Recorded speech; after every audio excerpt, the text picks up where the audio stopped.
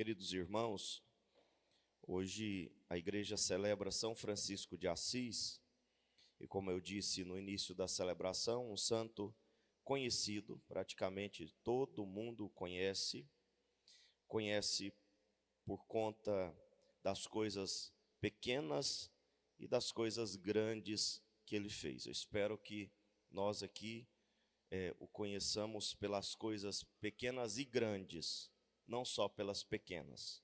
Infelizmente, hoje tem se reduzido São Francisco de Assis a apenas um amante da natureza, né? Um frei, um santo que viveu em harmonia com os bichos, com os animais, com as criaturas, com a natureza, e nada mais além disso. E na verdade, a igreja nos ensina que a sua relação com a natureza se dá ou se deu a partir da sua relação com o Criador. É porque São Francisco de Assis viveu reconciliado com Deus, é que ele viveu bem com toda a criação. E mais ainda, viveu bem com os irmãos, e mais ainda com os irmãos pobres e sofredores, porque via Jesus crucificado nos leprosos, nos doentes, nos pobres, nos miseráveis. O centro da vida de São Francisco foi Cristo, sempre foi Cristo. E o primeiro degrau que ele subiu em relação ao céu foi o degrau da criação, mas foi o primeiro degrau. Ele foi subindo os degraus na sua vida espiritual, até o último degrau, que foi a crucifixão, quando ele recebeu os estigmas de Cristo, quando ele se uniu a Jesus de tal modo que recebeu na sua carne as chagas de Jesus, as 5 chagas de Jesus. Quer dizer, a união de São Francisco com Cristo foi progredindo até receber as chagas. E o primeiro degrau foi a sua relação com a natureza. O primeiro. Muitas pessoas param nesse primeiro degrau. Eu quero que vocês conheçam todos os degraus. Eu quero que vocês subam com ele também, e que nós subamos com ele todos esses degraus. Degraus, né? Ou degraus. Então, eu sei que é difícil o português, né? Para mim é mais ainda. Então, vamos lá. Eu gostaria de falar de São Francisco a partir do evangelho que nós acabamos de ouvir, em 3 pontos somente. 3 pontos. Primeiro, Jesus diz no evangelho que a verdadeira alegria está na salvação. Os discípulos tinham voltado da missão e estavam ali felizes, contentes, contando vantagem, porque os demônios escutavam a voz, os demônios fugiam diante da voz de comando dos discípulos. Eles estavam felizes por isso, e Jesus os advertiu: não vos alegreis porque os espíritos vos obedecem, antes ficai alegres, porque vossos nomes estão escritos no céu. Existe um poema, um texto de São Francisco de Assis chamado A Perfeita Alegria, em que ele desdobra esse pensamento, falando para Frei Leão, perguntando para Frei Leão, que era o seu companheiro mais próximo, se ele sabe o que é a perfeita alegria, ou se ele quer saber o que é a perfeita alegria. Então, o texto ele vai dizer que a perfeita alegria não está em fazer os demônios fugirem, em converter todas as pessoas do mundo, em falar todas as línguas, em fazer milagres, ressuscitar os mortos. A perfeita alegria do cristão consiste em sofrer com amor as adversidades da vida. Chegar no convento tentando entrar, e bater na porta, tentando entrar. O porteiro do lado de dentro dizer que eu devo ir embora, que eu devo sair, que eu devo arrumar outro lugar para eu me deitar e ficar em paz por causa disso. A perfeita alegria consiste em insistir, tentando entrar naquele convento, mas o porteiro do lado de dentro sair com um pedaço de pau, bater em mim, me deixando no chão a chorar. E se eu conservar a paz, porque eu consigo oferecer este sofrimento a Jesus, ou conservar a paz porque eu estou sofrendo como Cristo, a incompreensão e até mesmo a violência física, se eu ficar em paz, eu sou uma pessoa verdadeiramente alegre. A perfeita alegria consiste em sofrer com Jesus Cristo, em unir a vida a Cristo crucificado. E não fazer grandes coisas pelo mundo, não fazer coisas assim que mereçam aplauso ou algo parecido. É se unir a Jesus crucificado. Perfeita alegria consiste em se unir a Jesus, porque a perfeita alegria consiste na salvação. E a união a Jesus Cristo é a verdadeira salvação. O que é salvação? Se unir a Jesus, se unir a Deus. Quando nós falamos da salvação, nós estamos falando de uma união com Deus. Queremos nos unir a Ele no amor. Nos unimos a Ele na dor para nos unirmos a Ele no amor. É isso que deve nos alegrar. Mas muitas vezes nós queremos ser felizes por outros motivos, até motivos nobres, mas não somos, porque ainda não descobrimos este segredo que São Francisco descobriu e que Jesus fala no Evangelho. Segundo ponto, Deus se revela aos humildes. A fé não é uma conquista intelectual, uma conquista pessoal. A fé é um dom de Deus que nós buscamos na oração, que nós buscamos na humildade, pedindo, clamando, suplicando. Jesus disse: eu te louvo, Pai, Senhor do céu e da terra, porque escondestes essas coisas aos sábios e inteligentes e as revelastes aos pequeninos. Precisamos ser humildes e pequeninos diante de Deus para termos uma verdadeira fé. E é isso que nós vemos nos santos. Eles são pequeninos, foram humildes, e por isso Deus concedeu a eles uma grande fé. Uma fé tão grande que eles ficaram firmes nas adversidades, no martírio, nas perseguições, e conseguiram fazer grandes coisas nessa terra.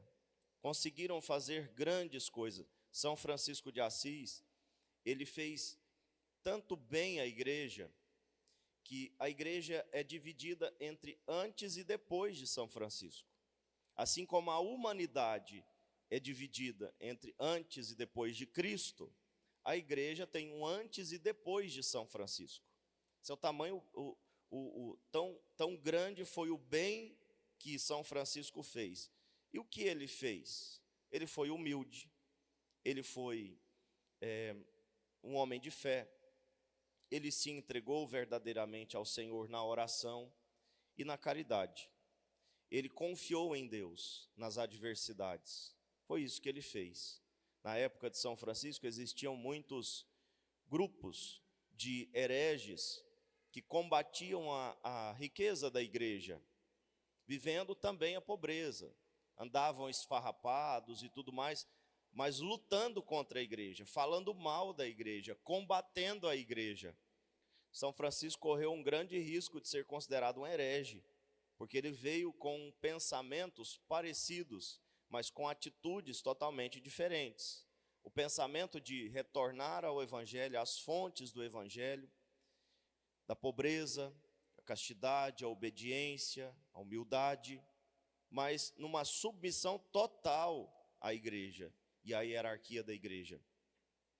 São Francisco tinha, toda a congregação franciscana tinha uma coisa chamada privilégio papal. Eles tinham o privilégio de pregar em todo e qualquer lugar que eles quisessem.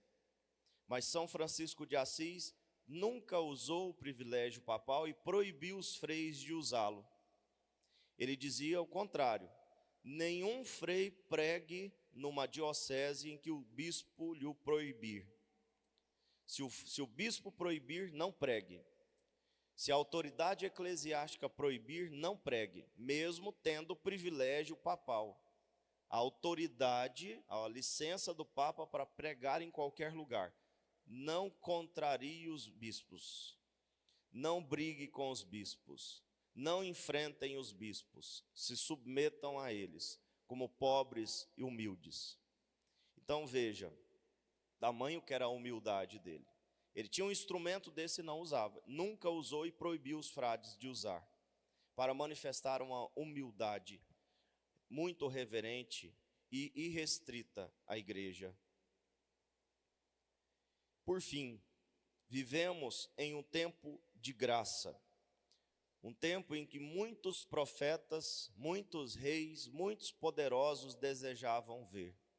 Nós vivemos num tempo de graça, e aqui eu acredito que seja a maior lição para nós nesta manhã. Nós reclamamos muito do tempo em que nós vivemos, na igreja e no mundo. E consideramos um tempo de muitas desgraças. E de fato, podemos dizer que é um tempo de muitas desgraças. Um tempo terrível, em vários aspectos. Não só de violência, de guerra. Apesar de toda a evolução da sociedade, a gente continua ainda brigando. A gente continua com guerra, matando crianças, inocentes, etc. Tem esse aspecto da violência que ainda existe, e ainda existe no tempo de hoje, depois de tanta evolução, entre aspas. Mas também um tempo de desgraças por conta de tantas ideologias que destroem a família, as crianças, e que entram inclusive na igreja, na cabeça de muitos fiéis, ideologias de vários aspectos, ou ideologias de várias vertentes, ideologias em várias áreas. Nós estamos cercados por ideologias, cercados por várias ideologias. E ideologia geralmente vai contra a verdade, ideologia geralmente é mentira, ideologia geralmente é manipulação. É triste o tempo que nós vivemos, um tempo em que não se sabe mais a identidade do homem, se perdeu a identidade do homem, a família, sendo atacada de todos os lados e de certo modo destruída em vários aspectos, algumas tentando resistir, mas uma grande maioria já destruída e deformada. É um tempo de muitas lutas, um tempo de muitas batalhas, um tempo de muitas tristezas e decepções. Mas, ao mesmo tempo, quando nós ouvimos aqui no Evangelho, Jesus diz que é um tempo de graça, é um tempo de salvação. Apesar de todos esses ventos contrários, nós vivemos o tempo dos sacramentos, o tempo da igreja, o tempo da plenitude da salvação, em que Jesus se revela, ou Jesus revela a face de Deus Pai para nós, um tempo em que Jesus permanece conosco, na palavra, na Eucaristia, nos irmãos. É um tempo onde Deus não está ausente, Ele está presente, através da sua igreja, através do testemunho de tantos santos. Então nós vivemos um tempo de graça, um tempo de salvação, um tempo que chamamos de plenitude dos tempos. E apesar dos ventos contrários, nós precisamos admitir, nós temos um Deus que caminha conosco. Lembrando da passagem onde Jesus está no barco com seus discípulos e o barco parece afundar por causa das ondas fortes, um tempo em que Jesus está no barco e nós também estamos. E se permanecermos neste barco, não vamos afundar. É um tempo em que os reis e os profetas quiseram viver e não viveram, e nós podemos viver.